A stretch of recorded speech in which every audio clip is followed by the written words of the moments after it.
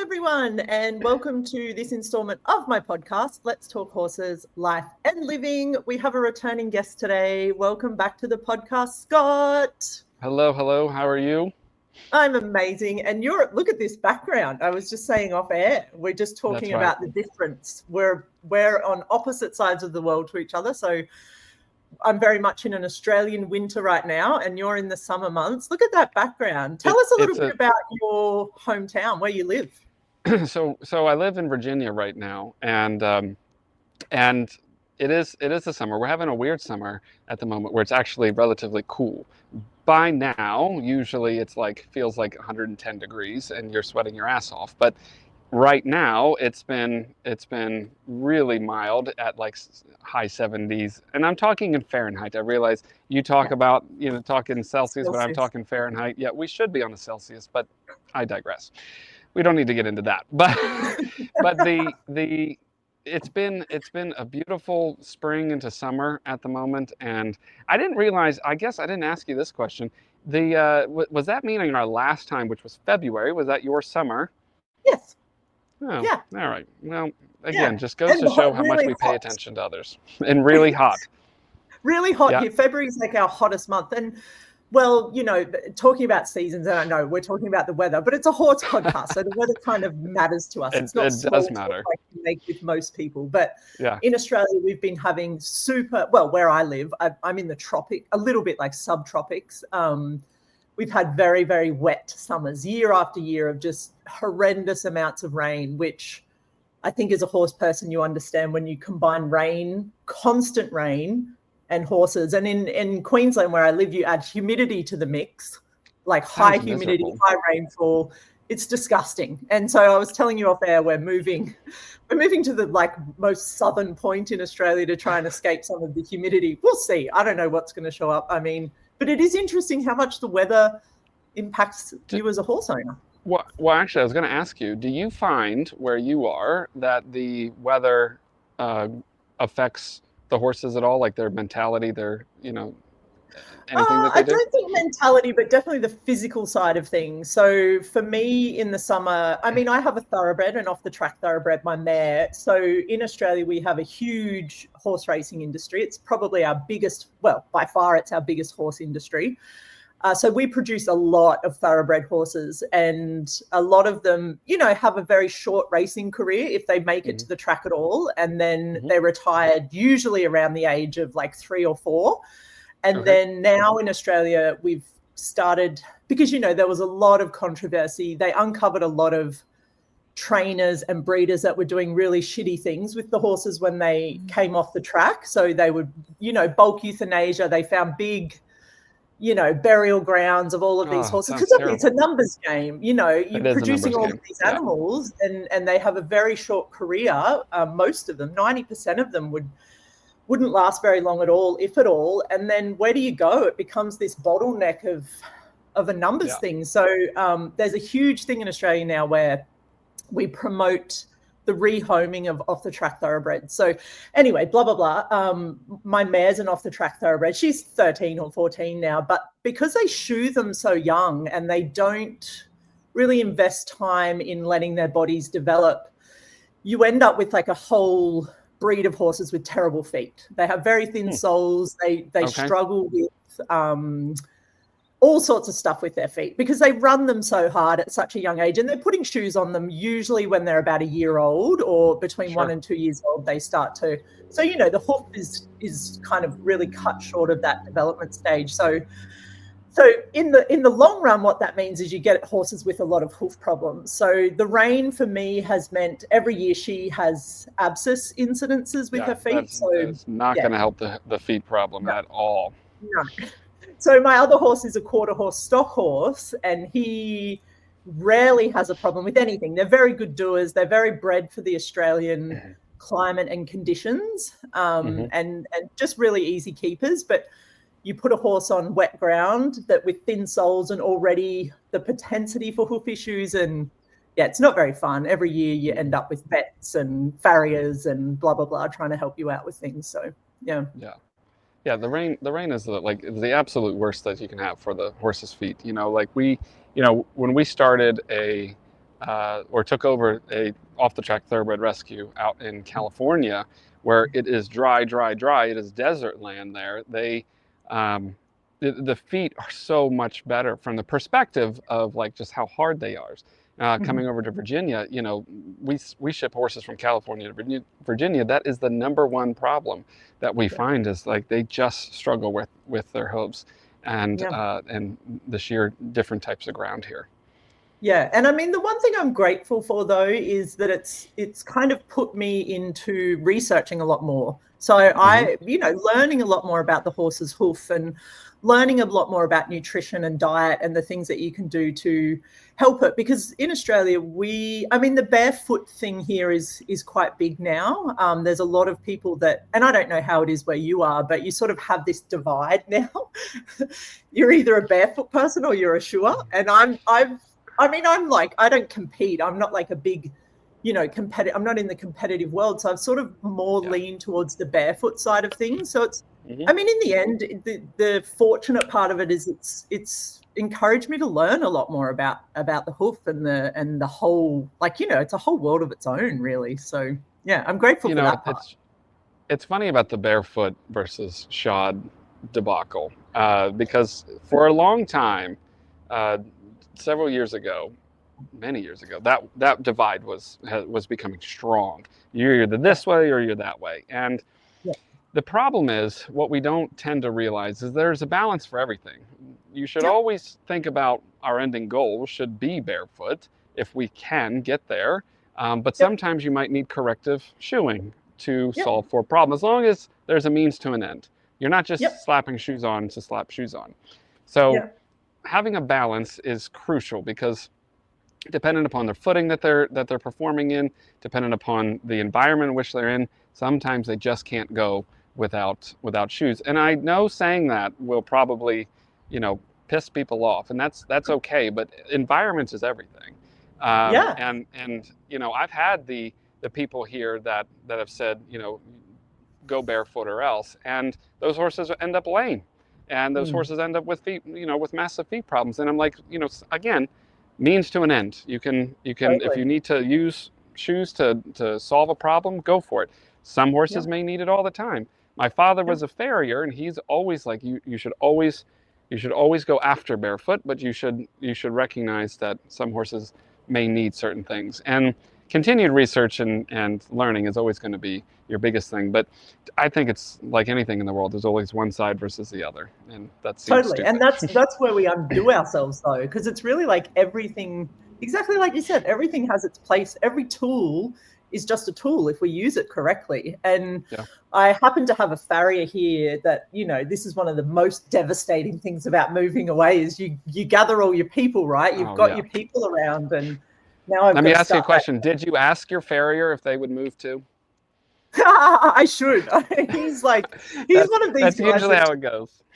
I should. He's so knowledgeable. He's just one of those people that I can ask him anything, and he's grown up on the land, you know, just one of those people that he's like, Sarah, exactly what you said, barefoot is the end goal, but there's so many people that come to him and their horses have been in shoes their whole life, and they're like, I want the shoes off and the horse barefoot. And he's like, that's going to take a year. You're looking at a whole cycle of hoof growth here. Like, we're not going to just be able to rip these shoes off and now you've got a barefoot horse. Like, this horse has been trimmed its whole life to prepare the hoof to wear shoes, and now you want to undo all of that.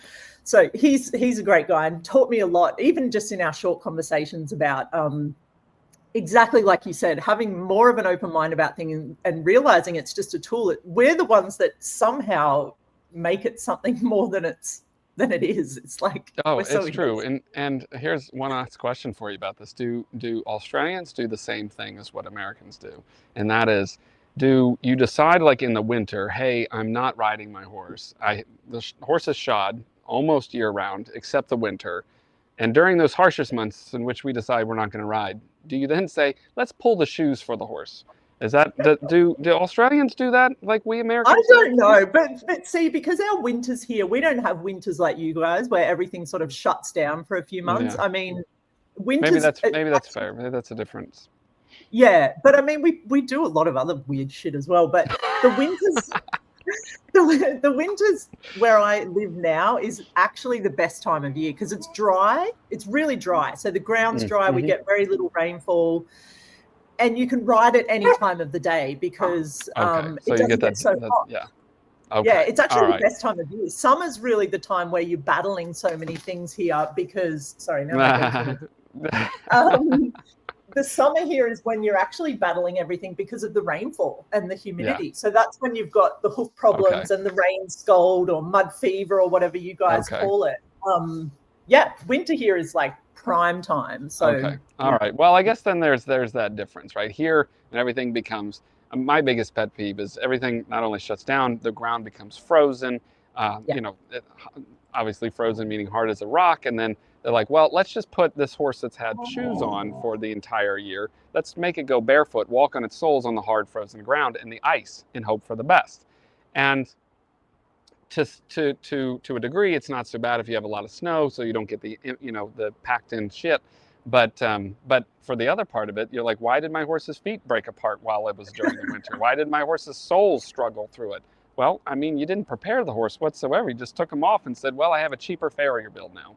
Yeah, and that's what it comes down to is like sheer laziness, really. Like, even when you were talking then and mentioning that, I was like, this has got to be driven by money. Like people like, I'm going to save a bit of money over the winter. Isn't it interesting? Yeah. Oh, yeah. I don't know love how that we got off on that tangent.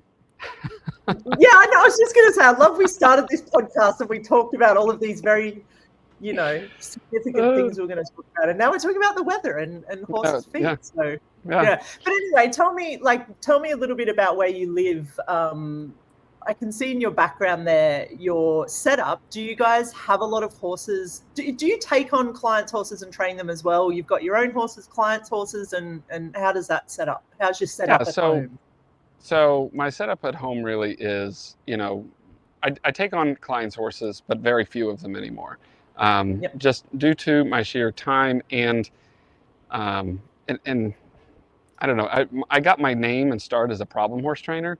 So I still get, a lot of people with just wanting to bring their problem horses that have been to 6 other trainers and failed their program. So they need to come to mine to solve it. And, you get to an age, you get to a point where you're like, this is, this takes a toll on the body, it takes a toll on you mentally. And so I handpick now the horses that come in, to training. And so I only take on a few. That way I can make sure that I concentrate my time on it and I do a good job versus taking on, when I was younger, man, I had 16 to 20 horses into training. And I mean, if I'm being honest, you don't, unless you have people that are fully helping you, which I did, day in and day out, you don't touch that number of horses. You can't. Like, there's not enough time in the day in order to be able to do that. And so, like, now I only take on a max of 4 horses, and then it divides my day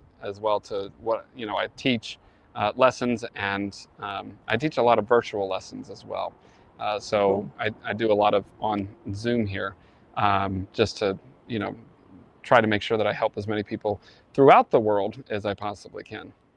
Yeah, and it's interesting too that the changes in your life as you get older, and not to say like, because I think you and I are probably roughly around the same age. It's not to say that we're at a stage now where we're old, but there was a point where I think I feel it. So do I. What the hell? But it's like there was a stage where you were bulletproof as well. Like it was like nothing could stop you. And I thought I would just, I don't know, I kind of thought I'd be like that all the time. And then you get to a point, sorry. No, I was going to say there's a defining moment sometimes for some. Yeah. I remember mine. Do you remember yours? I feel like it's kind of happening. It's kind of been happening. It wasn't a moment for me, I don't think, but I think I have a lot of those moments regularly these days where I actually appreciate now more than ever the slow, like not the slowness, but the moments where I'm just sitting and not doing nothing, but appreciating like that very moment and not Being present. constantly living in the next thing. And, Yeah. you know, this is going to sound so weird, but I don't care. I'm just going to say it anyway. I was in the shower this morning, having a shower, and thinking about my dogs, because we've got this puppy, and, you know, I'm thinking, oh, what's he doing? And what if he's doing something? I'm like, Sarah, what if you were just present with your body right now in the shower? And whatever your dog's doing, you fucking deal with that when you get out of the shower, and you're living in that moment. And I know it's a very small example, but in that moment, I was like, it's kind of a very, very prevalent thing in my world right now, being present in the moment. I don't know that much of my life up until now, I've been a very present in the moment sort of person. So, and that's something not only, I mean, we can talk about this for days when it comes to the horses, but we can also talk about it when it comes to children and stuff, being present in their lives. Just because you are physically there doesn't always mean that you're mentally there.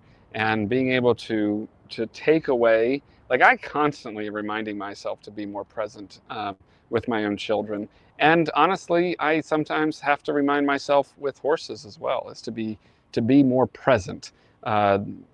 We half the time we get out there, especially trainers, you have a job, you're like, you know, let's just get this and this done.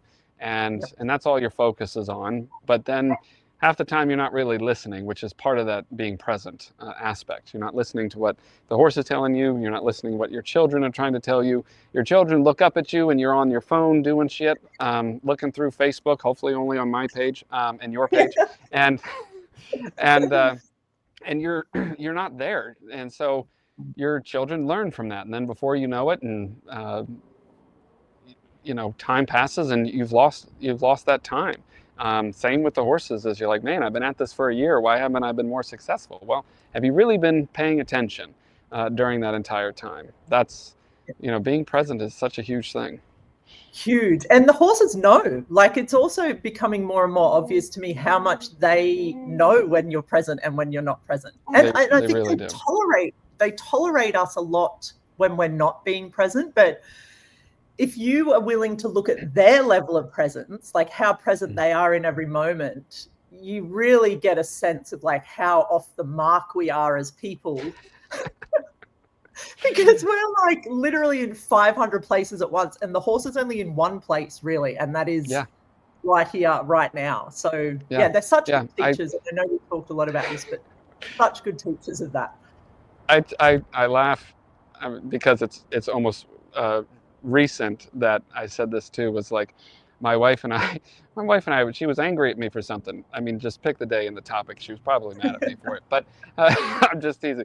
But she was mad at me about something. We're having a little bit of a fight. We're doing it outside near the horses, and it was I have a bee directly on the. Yeah, that was great. That was cool. Oh my goodness, this one bee will not leave us alone. It's been here the entire time I've been watching it. It just wants to be on the podcast. That's right. And so, anyway, so we're having this talk, and I think, I don't know, we're at this point 30 minutes in, and I'm thinking to myself, why is this taking so damn long?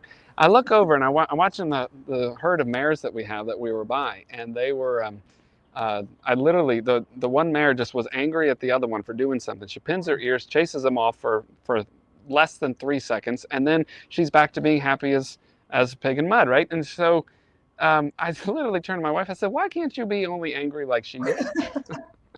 How did she take that? That was a perfect break in our intensity. So it was an opportunity for us to be like, to change our state for a moment. And that actually helped round us around the conversation back to a more positive one, because it's so easy for us to get stuck, any of us, to get stuck in a certain state. You need to be able to break that real fast, and then you can come back a little bit more to reality. But horses are so much, kind of just the point I was making was, horses are so much more present. And for that, I think they are so much happier overall. Yeah. Yeah, they're the epitome of happiness. They're just in that moment of like, oh my God, I've got grass, I've got whatever it is. It's like the bare minimum ingredients for them to survive is all they really need. It's so humbling in a way, where we need all of the things around us to make us feel good, and they're like, no, probably 3 or 4 things, and I'm happy. But before we go on, I just want to circle back because we were talking about that point or that moment where, I don't remember exactly the wording, but we were talking about where you realize you're not bulletproof or that sort of changes. So what was your Well, thing? mine was a definitive moment because, and I can certainly say that, I could see it coming. Don't get me wrong, but it was a definitive moment. It was about 10 years ago that I had to make the change. We had just moved from Maryland to Virginia, and I had a 8-month-old then at the time, and I got this horse in that had been to 5 other trainers, had a bucking problem, and I mean, it dumped everyone. And the horse was imported from Germany over. They'd spent a ton of money on this horse, and they're like, "You just need to fix it." And I remember first time putting the saddle on this thing, and I mean, all 4 feet were above the 6-foot round pen, and I was like, holy shit. I have pictures of the damn thing, just how high it was going. And it's not that I hadn't worked with a horse like that, but I broke it down. And at the time, how much I was making per day, I was like, this is like $55 a day. And I'm thinking and I stopped in the middle of the round pen and I said, holy shit, I could get hurt, if not worse. And I have to, not fend. I have to support my family on $55 in an hour. Like, this shit ain't worth it. And I worked towards getting the horse a little bit better. I got a little bit better. And then I actually called up a buddy of mine and I said, he's older than me, but he's a great hand, and he's another clinician friend of mine. And I said, buddy, I don't know what point in life you're at, because he went through this point, but then he actually went back and he's like, he's ready to rodeo it out again. And I was like, I don't know what point in life you are, but if you're ready to take on something, I only got this a little bit better, but it's still got a big problem ahead. Is this something you want to take on? And he said, yeah, and he took it. He took the horse from me. And he did a great job with it and got it to jumping and doing what they wanted with it. And it was good on him. But he also went through it. And I will tell you, I'm going to tell his secrets. He put somebody else on it. He didn't ride it out himself. He put somebody else on this horse, and I was like, and I had no one to put on it. It would have been me. Yeah. And they rode it out and got through it and blah, blah, blah, blah, blah. And it was always good. But it was just one of those, again, defining moments that you realize life is far too short for you to only, put yourself in harm's way for pennies on the dollar. I mean, hell, don't put yourself in harm's way when you have people looking up to you, and you're supporting them. So that was my defining moment. Yeah. And you can guarantee the person that he did put on that horse was one of those young, dumb and bulletproof type people where they don't know it. Like it's that you don't know any better. You kind of don't know any better. It's like you just think in a completely different way at that point in your life where you don't have the things that you actually really value right then. Like, for you, it's your kids and supporting them and your family and all of the things that come along with that. Whereas, there's those points in your life where you're like, well, if I do die, who cares? It's not really gonna mean much kind of thing. But the other thing with that story that I found really cool is being willing to ask for help is another big thing. I think that as a youngster, we need to prove so much to maybe not even to ourselves. We need to prove so much to everyone around us. Like we have this hell-bent goal. And this might be a good segue to start talking about this target thing, this goal, this where you're orienting yourself that we were talking about off air. But I think when you're young, your target is to just prove something, whatever that is to people, this proving thing. And there's something so cool when you get to that stage in life where you're like, you know what, I'm just going to ask for help. There's a book, I don't know if you guys have it there. I don't even know who the author is, but it's called like The Boy, the Fox, the Mole and the Horse. It's like a short story and they've done an animated version now. And it's a really cool, one of those really short, just like feel good kind of books where it talks about just cool life things. And in it, there's one bit where the boy goes to the horse, what's the scariest thing you've ever done? And I'm paraphrasing here and probably not getting it completely correct. And the horse turns to him and said, the most terrifying thing or the bravest thing I've ever done is ask for help. And I just think that's like, because we're just not really taught to, when we get to a point, to turn to someone and say, hey, can you help me with this? Like there's that part of that story with you as well, where you had that moment of like, you know what, this horse is not worth killing myself or gravely injuring myself over. But also, instead of sending it back to the owner and saying, sorry, you know, your problem, you were willing to find someone to help you with it. Yeah. Which is also very cool.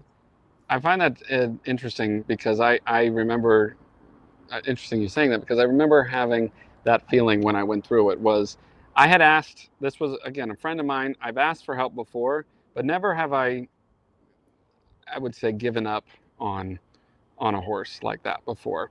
I had always, like, I didn't mind asking for help in saying, okay, what would you do in this situation? Can you give me any pointers? I'm running into a brick wall. And he's always been there to give me pointers and direction. And but this time I basically was giving up, and that felt really hard for me to do. It took a while. I remember when we talked about it, I told you that defining moment. My wife had mentioned that, you know, this is what I should do. It took me like 2 weeks before I even made the call to him, because I was like, I didn't want to. I was like, I've never given up ever. And so this is like the first thing I've ever given up on, or first horse I'd ever given up on from that perspective. And that was difficult. Yeah. There's another interesting saying that a good friend of mine said, actually, which reminds me of this. And it is, quitters never win, but winners sometimes quit. And I think like it's another thing where we're really taught, if you want to excel in something, you have to see it through to the end no matter what. Whereas I think, again, in this instance, like such a cool life moment to sort of, because you use the word, you know, you gave up or whatever, but it's also like, I don't know, there's so much more to that. Like you can still be at the top of your game and realize where you've met something in it. And it's not even like you couldn't have seen it through, or if you'd have persisted, but there was something in it that was like a defining moment of change for you, which was actually way more important than getting the horse good. Like, being humbled is such a big one. There's so many points. I can almost count the number of times where I was the most humbled, and that was a good thing for me. In the moment, you don't think it is. Now I can see when I get humbled, I can be like, okay, I'm excited. Something positive is going to come from this. But I can tell you that I didn't think that way till but a few years ago. Because being humbled was obviously, there's a form of embarrassment that goes with it. There's a form of feeling defeat, you know, and I use the verbiage like I failed in a sense. That's how I felt in the moment. Recognizing now I didn't fail. I learned something new. I learned what I do want and what I don't want. And I think that's a big aspect to life as well. I don't want to take on, you know, these massive problems for the rest of my life. I don't want that. I want to help people get better with their horse. But if their horse is so bad, I'll help you find the right direction of a trainer that might be one to help you with. Yeah. And that really cool word that comes back into our vocabulary at some point, and that is no. Like, I mean, as young children, that you watch a child, they're brilliant. You ask them to do something, no. You know, do this, no. And then we get to a point somewhere, and it's this thing again of like needing to prove ourselves or whatever it is, and we fucking start saying yes to everything. Like it's like yes. And then again, this circle comes back around where we're like, actually, I'm just going to say no to that. And it might be something big like this very dangerous horse, but it's also like where we exhaust ourselves on a social level or with our families too, where there's this expectation of like, you know, this is happening, so you need to come along. And now I'm so good at being like, no, I need some downtime, I need quiet time, I need whatever for myself. And I'm so much more willing to say no to things now too. I absolutely love that you say that, because one of the things that sometimes I get mistaken for being an asshole for, as people say, he's brutally honest with you. It's not that I'm trying to be an asshole. It's just that I'm blunt. It's that, you know, given the example that you just gave, somebody asking you, a group of people, hey, let's go out and do this tonight. No, I don't feel like it. No, not going to go. And I'll say no with a reason, but it's not a fake one. No, I feel like staying in. And that almost sounds like an asshole move, like you'd rather stay in than go out. But it's more or less just defending your mental space as well. And I think that's something that not enough people do. We talk about it actually in our overcoming fear programs. It's called ruthlessly defending your mental space. And this is such an important thing that not enough people do is we don't defend how we feel and what others are going to make us feel. If in a social setting where it's just going to make us feel worse and we're not going to feel any better, don't go to it because you feel like that's what you're supposed to do. And defend how others are going to make you feel by stopping and saying, no, I don't want to hear that story. That's going to make me feel like shit. You want to talk about the person who just fell off. Nope, don't want to hear that because then it's going to bring fear in my life. You kind of get where I'm going with that. Totally.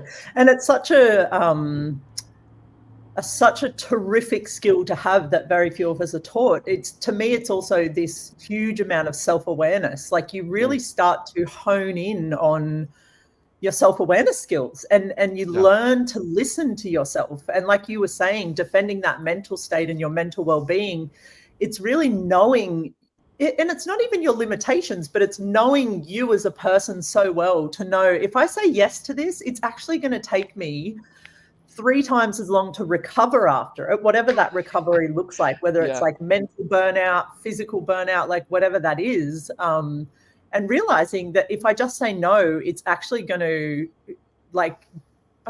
give me more of me or keep me in this greater state of self-awareness. It's very good.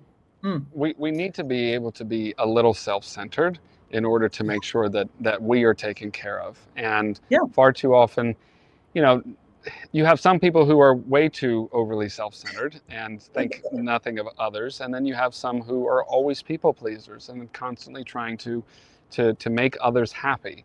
And that's only both ends of the stick are only going to make a struggle. Obviously, the self-centered ones are going to make everyone hate you. The people pleasers end up really don't getting anywhere, and they feel awful inside because all they do is try to to please others. And that was where I was in the beginning of my career. I was always saying yes to everything and everyone, and I remember doing all this stuff for free, and it always seemed like the most angry people were the ones that I did free shit for. And I was like, this is ridiculous. And I remember this was early on in my career, so thankfully I learned this a little earlier, but saying I was, again, really early, coming out of my internship, I had a horse, I don't know, it was maybe my first or second horse coming into training, and she's like, I need you to make this, she was a quarter horse, but I need you to make this a Western pleasure horse. And that was what I just got out of my internship with. And I was like, I can make anything a Western pleasure horse because I'm God's gift to horses. I was wrong. And so I remembered the horse, she kept the horse, my prices were much lower then, and she kept the horse into training for like 3 or 4 months. And this horse had no desire to ever just go slow. And all I was doing was fitting a square peg in a round hole. Jesus, I just needed to stop and let her know. Like, I got the jog. That was about it. She's like, can the horse lope? No, it can't. You can canter fast. You can go somewhere, but you ain't going nowhere slow. And so I had to learn the hard way that's we need to be able to say no and recognize that, limitations as well. Yeah.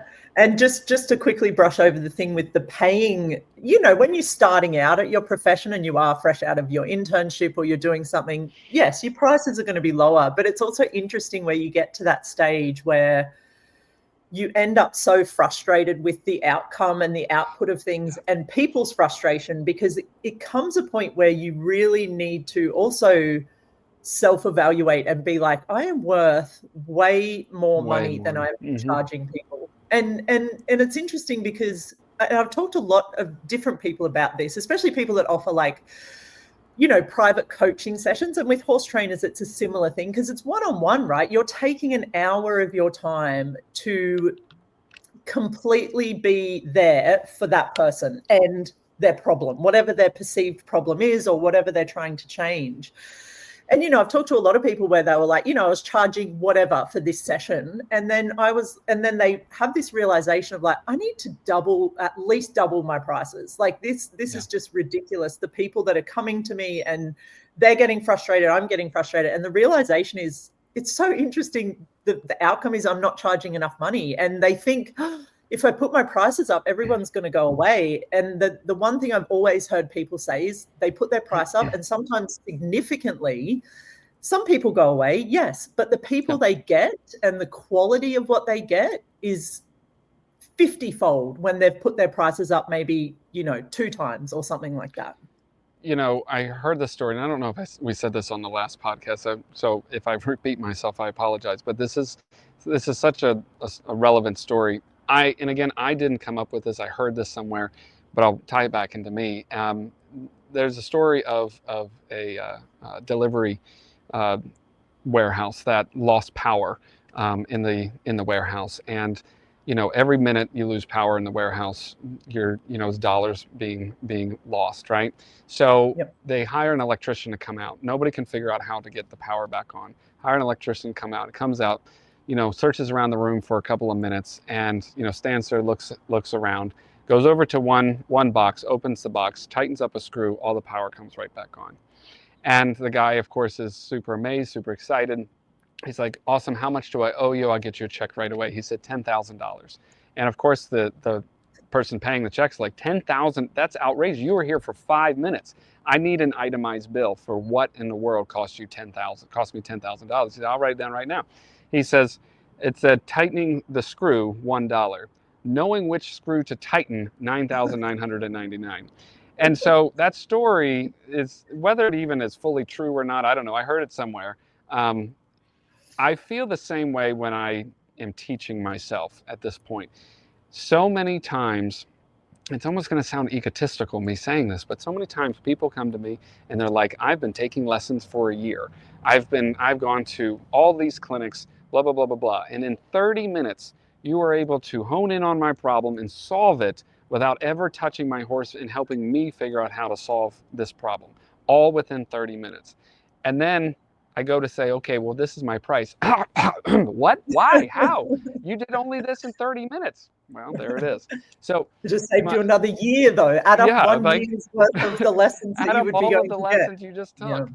And so it's definitely something. Your value, if you're constantly, pushing yourself, pushing your boundaries and learning and being able to become that valuable of a person, you're definitely worth what you charge. Yeah, 100%. And it's interesting too, because I'm the sort of person that I never haggle on price. Like if I see something and the person tells me the price and I'm like, that's worth it, I'm just going to hand over the money. I'm not the sort of person that goes, well, could you take this amount? I traveled to India. I've traveled to India many times, but I traveled to India and we went to the Taj Mahal, this big tourist attraction. And on the outskirts, there's all of these markets where you can go and buy different trinkets and beautiful things. And I found this one thing I wanted to buy, and I was with my friend who is Indian. He lives there, and he's like, Sarah, do not open your mouth to this person. Just tell me what you want, give it to me, and walk away. And he stood there and haggled with this guy for like 30 minutes. Got the price down, because he's like, you never pay what they're asking you to pay here. And I'm like, just give him the fucking money. I don't care. It's like, it's not worth it. 30 minutes and drill this guy down on price. And I mean, look, we got the thing for, I think, half of what they had the price on it. But it was interesting for me to look at like where I'll pay for something based on the value that I think it is. Talking about my farrier again. Yeah, the guy that comes and does my horse's feet, just a brilliant guy that's always grateful, always willing to share information. And, at the moment in Australia for a barefoot trim, well, a few months ago, he charged $70 per horse. That's paying cash, Australian dollars. obviously, but just putting in context. And then recently we were talking, and I do a bit of rasping of my horse's feet in between trims just to keep the bevel on the edge, and so they're not chipping as much and blah blah blah. So when he came the next time, we were talking, and I could feel in his world something about the price, and I said, look, I think you should put your prices up. I've been just rasping their feet every 2 weeks in between the trim. I'm stuffed by the end. I'm like a puddle of sweat, and my muscles are sore. I'm like, you do this all day, every day. I said, you need to put your prices up. And he's like, well, I want to put them up $5. So go from 70 to 75. And I'm like, dude, I will go and get the cash right now. And he's like, I feel terrible because you do half the work for me. I said, I don't care. You could charge me $100 per horse. I would still do half the work and I would still pay it, because you are this kind person, full of knowledge, always willing to share information with me. And I will literally pay you within reason pretty much anything you ask of me. Not everyone's that way. I'm a bit of a haggle person myself, which is contradictory to my story. I fully am aware of that. But there are needed more people out there like yourself, because, and I'll tell you, the only reason I become a haggle person is because I always feel that everybody was trying to take you, meaning I more haggle on things where I'm like, the value of this was terrible. Different. Like, yes. Right. Yeah. And so that's what I'll haggle on. But if I'm like, totally. If I don't know, now I can't, because I'm thinking, I can't think of any reference here, but yeah, if I haggle on something, it's because I feel like your actual value was not worth it. But we need more people that are like that, to say, okay, I see the value in this. Yeah. This is 100% worth it. And that's the kind of clientele that I try to go after as well. And try to surround myself with, because it's that no haggle mentality doesn't just stop there.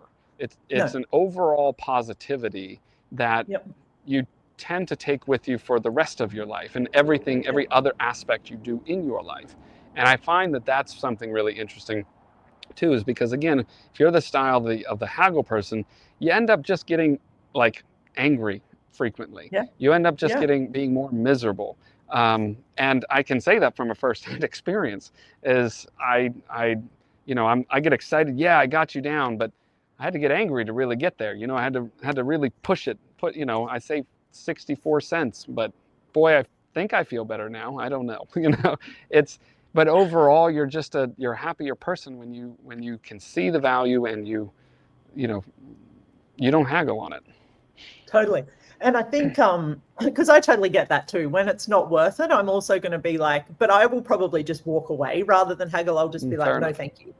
But the thing that I wanted to highlight there as well is, you tend to attract to you, and I don't know how you feel about this, but you tend to attract into your into your sphere, into your realm, into your space, your point of view on things. So I guess the way I see it is, if my point of view is I want high quality and I'm willing to pay for that, like I'm literally willing to pay whatever you ask me, as long as I can see the value and the quality is there, I find that I tend to attract those type of providers, like whatever that is. And it's not always the way. Like recently, I had some experience with one of my horse coaches where I was like, I don't think this is really working anymore. Like, I feel like I saw something in this person that maybe wasn't actually there.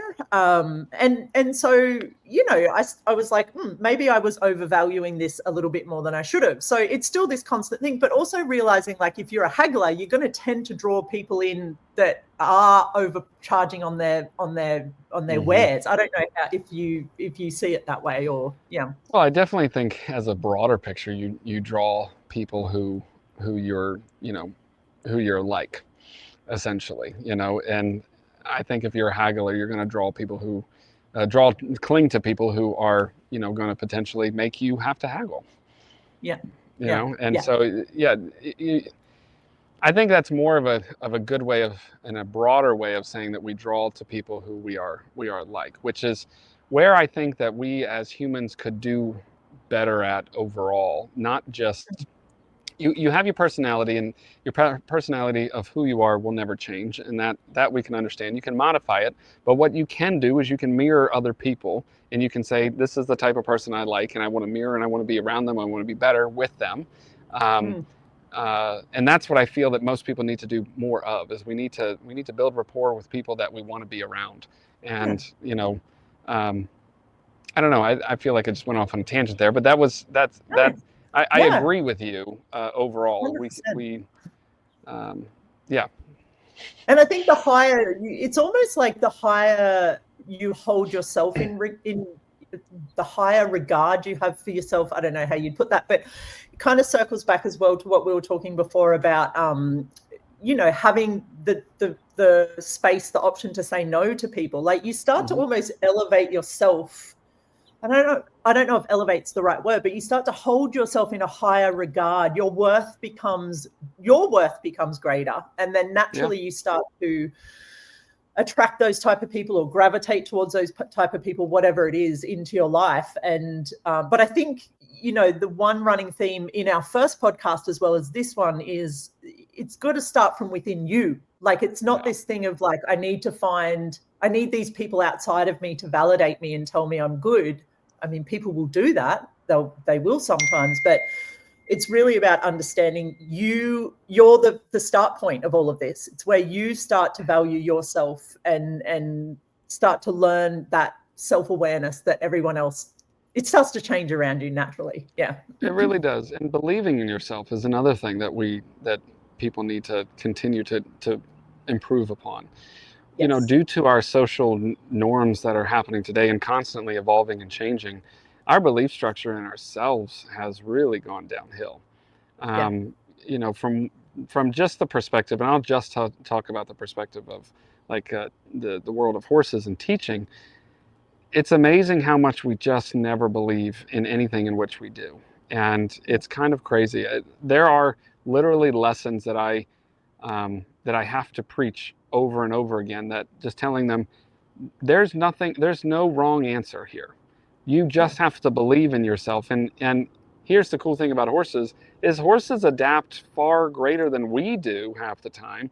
And that's why there's so many different training programs out there, and all of them can be, I'm not saying they all are, but can be successful.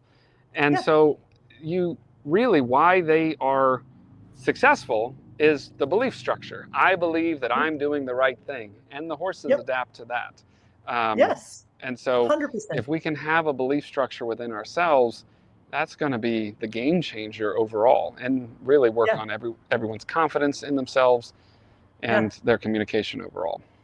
Yeah, I love that. And I love also how you talked about not having a wrong answer, because you ask a horse to do something, they'll do something. It might not be something you asked them for, but in their mind, they're not like, oh no, I've done the wrong thing. They're like, I've done something. Like, they have this ever, like, they're like, all right, are we good now? And if you're like, no, we need to try something else, they're like, okay, let's try something else. There's not like this black and white world that we put ourselves into of right and wrong, good and bad. They're just like, well, I did something. Was it what you wanted, or is it something else? It's like even the mare you talked about, where, she was in the herd of the other mares, and the other mares were annoying her. So she's like, look, she probably tried 10 other things, subtle things, before it was that point where she's like, now I'm going to pin my ears and chase after you. And then the other mares are like, oh shit. Okay, we get the message now, and everyone's calm again, and we're all good.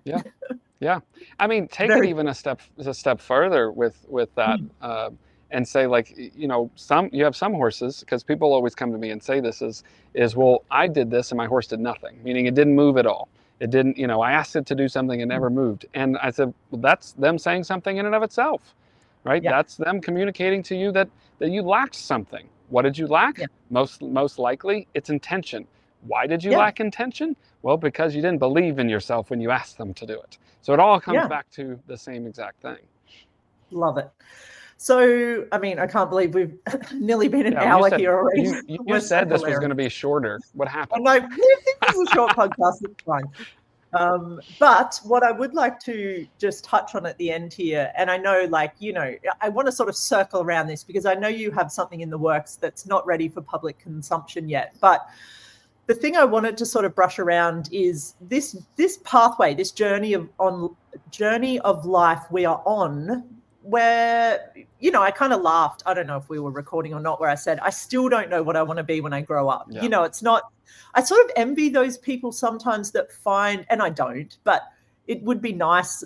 They find a vocation or a career. Like my sister's a chartered accountant. She's worked 10, 15 years in the same company.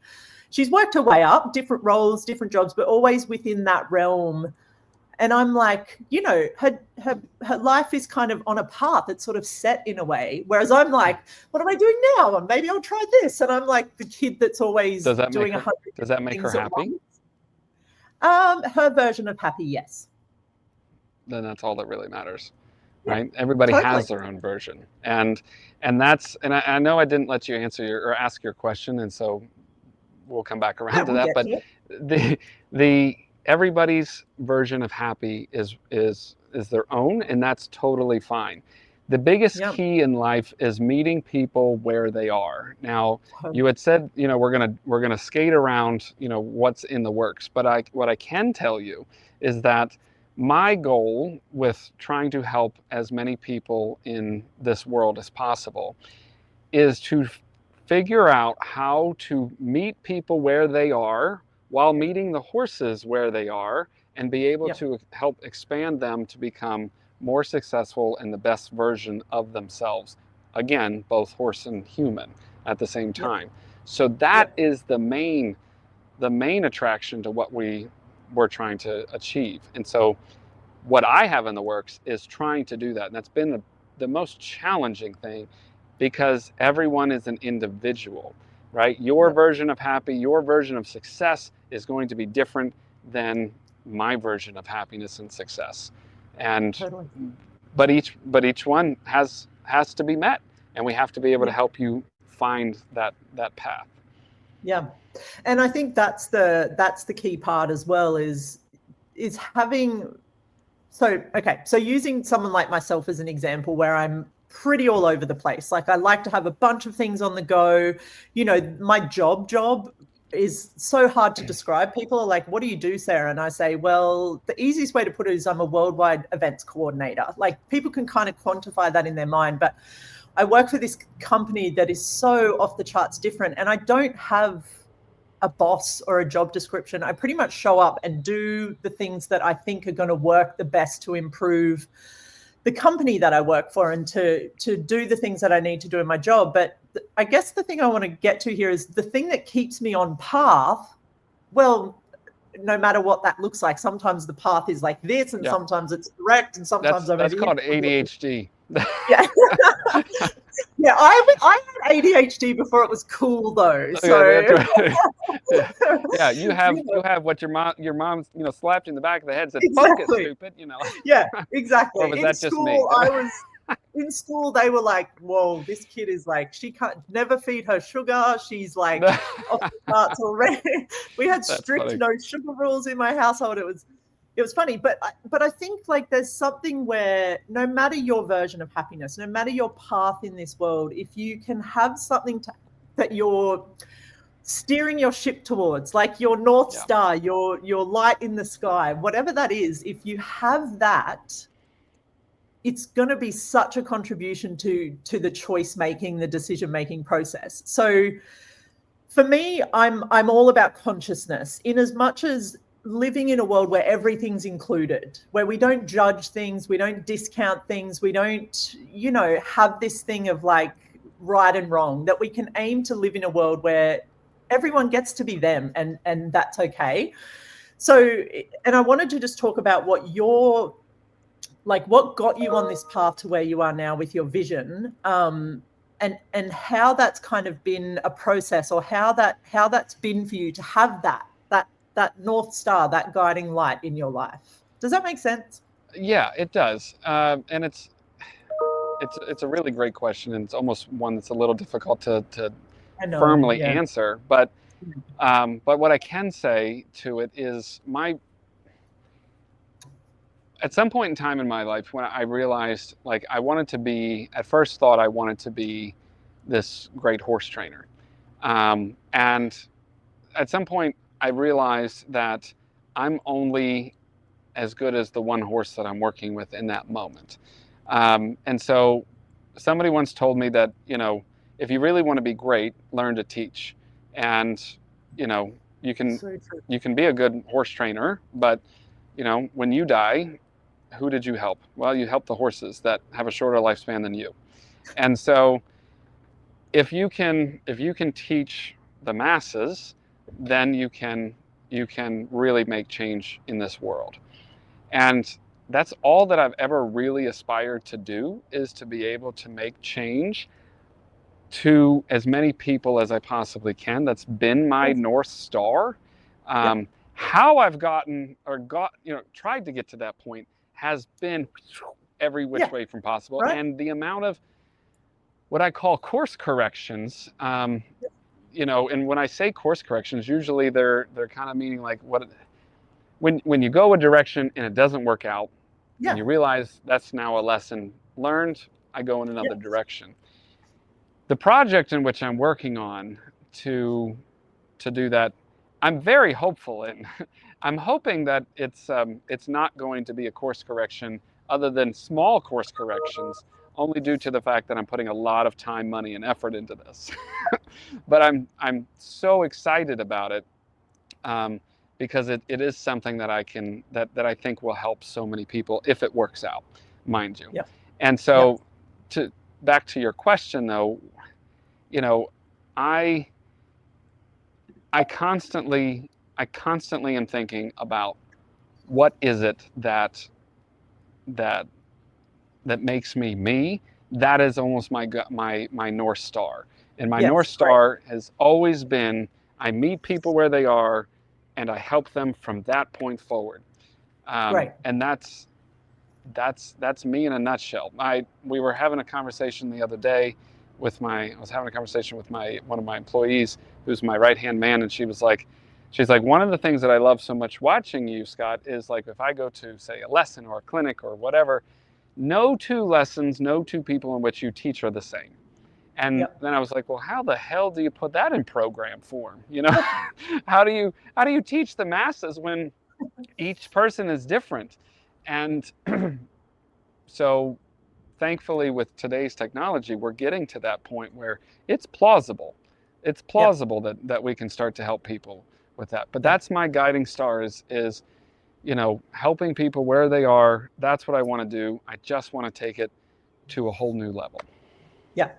And I love, though, that really what you came back to was whether the overarching thing above all of that is the self thing again, though. So, not to put a dampen on things, I'm sure this program and what you're coming up with is going to be hugely successful. And in any way I can contribute to getting it out there, I'm more than happy to. I would love to help, even just spreading it to people or having you on the podcast again when it's out. But for instance, if it turned out that it didn't work, it failed for whatever reason, who cares?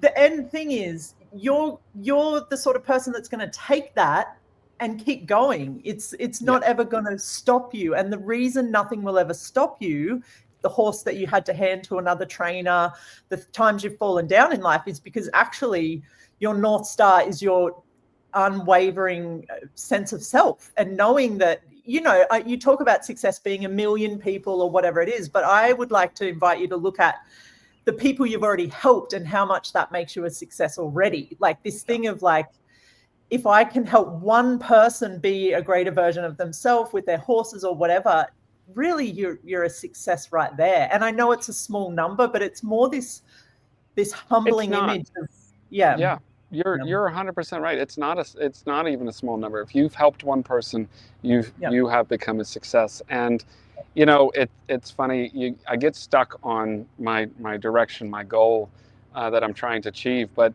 you're 100% right, and it doesn't get talked about enough. If you can help that one person, it provides value, or what you say provides value. Hi, sugar. Provides value to somebody else. I can have, hi, sweetie. You can't see, but there's a dog right here. And so if you can provide value to somebody else and change their life and have that aha moment, that's what's really special in life. And, kind of goes back to even that conversation I was just having. That was part of it too, is what do you enjoy? That was the question that she asked me. What do you enjoy in life about helping people? And watching people have their moments, their breakthrough moments, their aha moments. There's almost every single time that I get one, I have, even still to this day, I get the hair that raises on my arm and on the back of my neck, that in just sheer excitement, like finally there it is.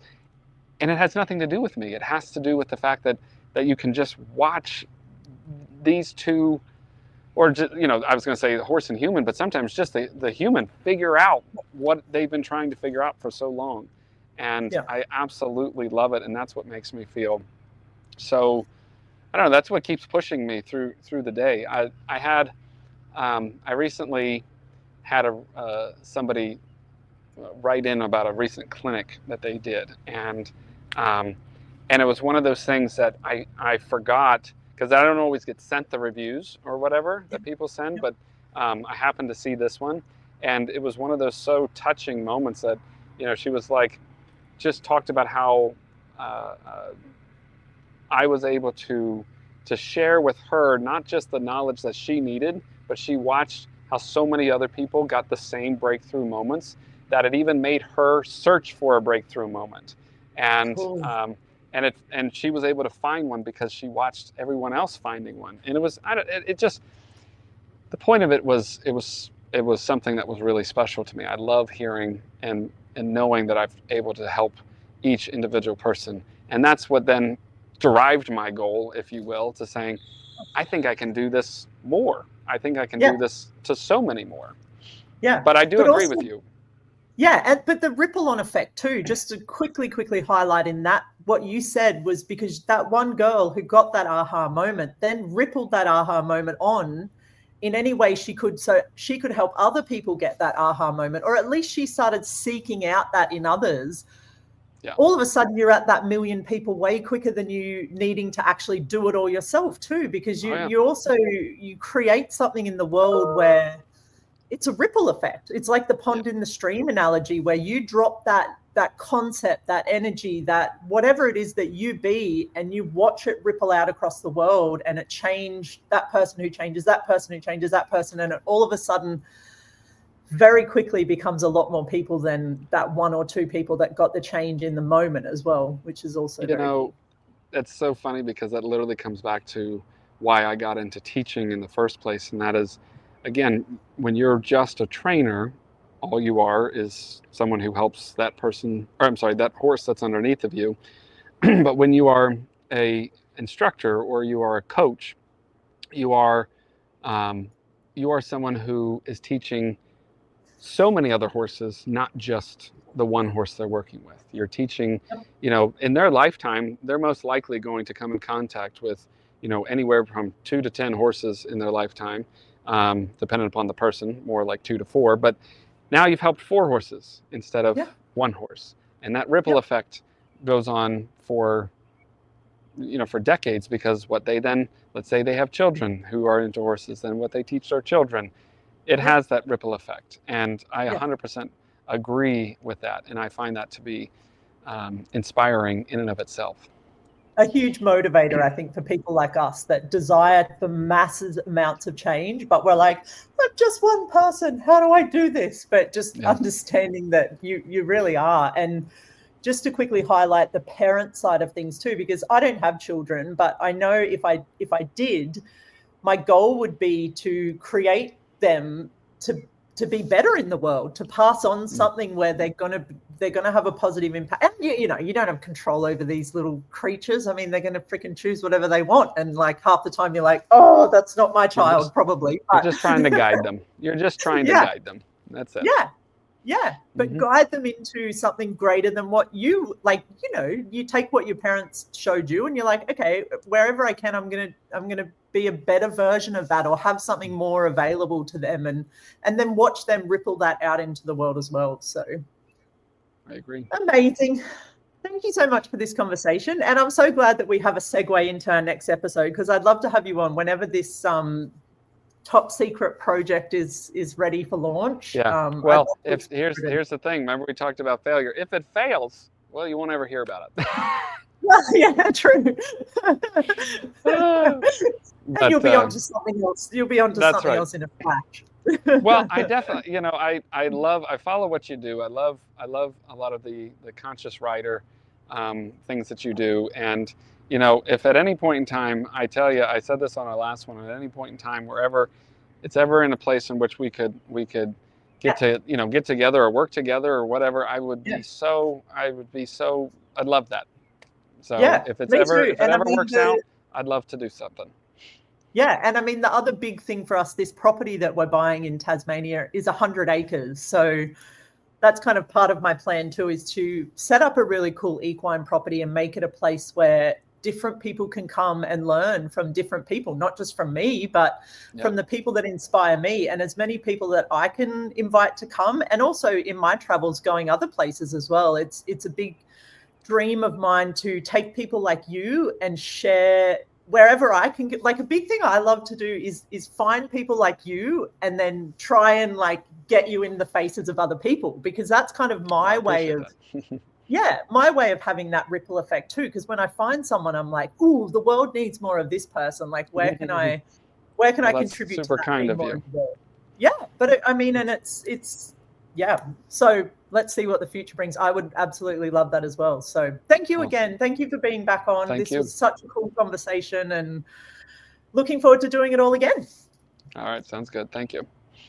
Thanks, everyone. See you next time.